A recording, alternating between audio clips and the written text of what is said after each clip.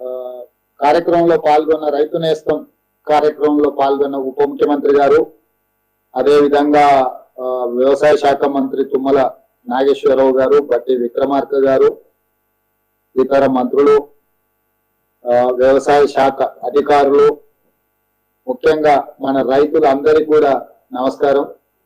ప్రభుత్వము ప్రజల దగ్గరికి, ముఖ్యంగా రైతుల దగ్గరికి చేరి రైతుల యొక్క సమస్యలు తెలుసుకొని ఆ రైతుల యొక్క సమస్యల్ని పరిష్కరించాలన్న ఆలోచనతోని మా వ్యవసాయ శాఖ మంత్రి తుమ్మల నాగేశ్వరరావు గారు ఒక వినూత్నమైన కార్యక్రమం తీసుకొని ఈ రైతు నేస్తం విధానం ద్వారా ప్రభుత్వము రైతులతో కలిసిమెలిసి భవిష్యత్ కార్యక్రమాలు తీసుకుంటుందని చెప్పి కార్యక్రమాన్ని తీసుకోవడం జరిగింది.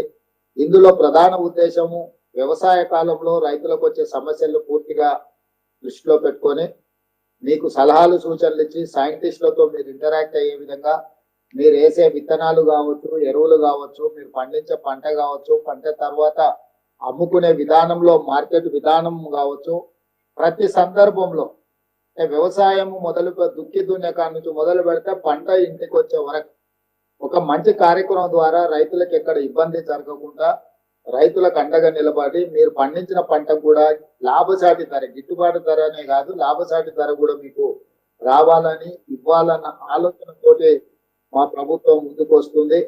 అది రైతు భరోసా కార్యక్రమం కావచ్చు, రైతు రుణమాఫీ కావచ్చు, రైతులకు విత్తనాలను అందుబాటులో తీసుకురావడం కావచ్చు, మార్కెట్ లో ఐకేపీ సెంటర్ల ద్వారా ఇతర ప్రభుత్వ మార్కెట్ యార్డ్ల ద్వారా మీకు అందుబాటులోకి తీసుకొచ్చి అది మిర్చి కావచ్చు, పత్తి కావచ్చు, పసుపు కావచ్చు, ఎర్రజొన్నలు కావచ్చు, కందులు కావచ్చు, సోయాబీన్ కావచ్చు, ఇట్లాంటి ప్యాడీ వరి కావచ్చు, ఈ అన్ని పంటలు కూడా పండించి దాదాపుగా 26 రకాల పంటలు పండడానికి తెలంగాణ రాష్ట్రంలో అవకాశం ఉంది.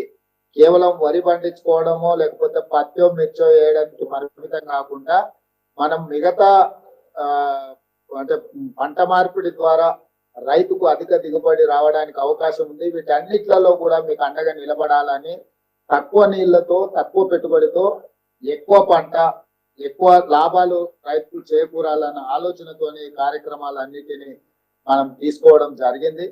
దీంట్లో రైతుల అందుబాటులో వ్యవసాయ శాఖ అధికారులు అందరూ మీకు చేరుతారు. మీరు ఏమైనా విషయాలు ఉన్నా కూడా ప్రభుత్వం దృష్టికి తీసుకురావచ్చు. చాలా క్రియాశీలకంగా మా మంత్రులు పనిచేస్తున్నారు. ప్రజల దగ్గరకు వస్తాం, తప్పకుండా మంచి కార్యక్రమాలను తీసుకుంటాం.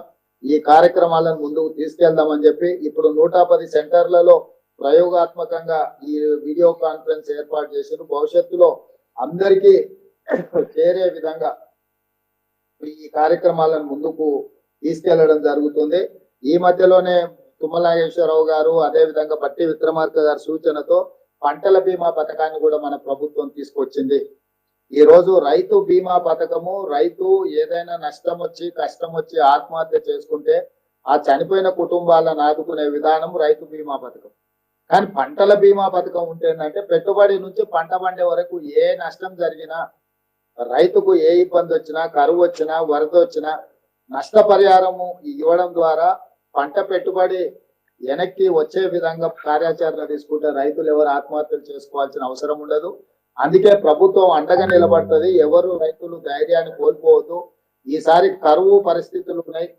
పోయిన సంవత్సరం సరైన వర్షపాతం లేకపోవడం వల్ల ఈ రోజు రిజర్వాయర్లలో నీళ్లు కూడా అడగంటిపోయినాయి. నీటి సమస్య కూడా తీవ్రంగా ఉన్నది. కరీంనగర్ ప్రాంతంలో, ఖమ్మం ప్రాంతంలో, నల్గొండ ప్రాంతంలో, మహబూబ్ నగర్ ప్రాంతంలో మన వాళ్ళు రిజర్వాయర్ల నుంచి నీళ్లు వదలాలి అన్న డిమాండ్ వస్తుంది. అదే విధంగా తాగునీటి కూడా రేపు సమ్మర్ లో కష్టాలు కాకుండా ఉండడానికి కూడా మనం అన్ని రకాల ప్రయత్నం చేస్తున్నాం. రైతులందరూ కూడా పరిస్థితిని అర్థం చేసుకొని ప్రభుత్వం నిర్వహిస్తున్న కార్యక్రమాలు అన్నిటిలో పాల్గొని అందరికీ ఉపయోగపడే విధంగా మనందరం కలిసి పనిచేద్దాం. ఈసారి కరువును మనందరం కలిసికట్టుగా ఎదుర్కొందాం. రైతులను అన్ని రకాలుగా ఆదుకొని మీరు పండించే పంట లాభసాటిగా ఉండే వరకు మా ప్రభుత్వం మీకు అండగా ఉంటుంది అని చెప్పి మీ అందరికీ తెలియజేస్తూ మీ అందరి దగ్గర సెలవు తీసుకుంటున్నాను.